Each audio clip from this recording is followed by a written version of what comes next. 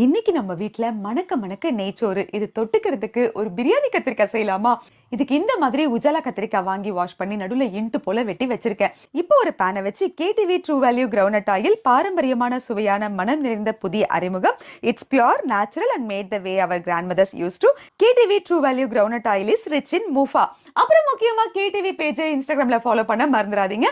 என்ன காஞ்சதும் இப்போ இதில் நம்ம வெட்டி வச்ச கத்திரிக்காயை போட்டு அப்படியே இப்படியுமா வதக்கி இந்த அளவுக்கு வதங்கினா போதும், அப்படியே எடுத்துக்கலாம். இப்போ இந்த எண்ணெயிலேயே கடுகு, மிளகு, சோம்பு, வெந்தயம் போட்டு கூடவே வெட்டி வச்ச வெங்காயத்தையும் போட்டு வதக்கி இது வதங்கி வரும்போது இஞ்சி பூண்டு பேஸ்ட், தக்காளியை சேர்த்து ஒரு பரட்டு பரட்டி இன்னொரு பக்கம் ஒரு பேனை வச்சு 2 பிஞ்ச் வெந்தயம், 2 ஸ்பூன் எள்ளு, ஒரு கைப்பிடி அளவுக்கு வேர்க்கலையை போட்டு நல்லா கொஞ்சம் ட்ரை ஃப்ரை பண்ணி ஆற வச்சு எடுத்து வச்சுப்போம். இப்போ இந்த தக்காளி நல்லா வதங்கினதும் நம்ம வதக்கி வச்ச கத்திரிக்காயை சேர்த்து நெல்லிக்காய் அளவுக்கு புளியை கரைச்சி விட்டு தேவையான அளவுக்கு உப்பும் சேர்த்து கொஞ்ச நேரம் கொதிக்க விடலாம். அப்படியே நம்ம வேர்க்கடலை பேஸ்டையும் அரைச்சு ரெடி பண்ணிடலாம். இப்போ இந்த கத்திரிக்காயும் புளியும் நல்லா கொதிச்சு வருது பாத்தீங்களா?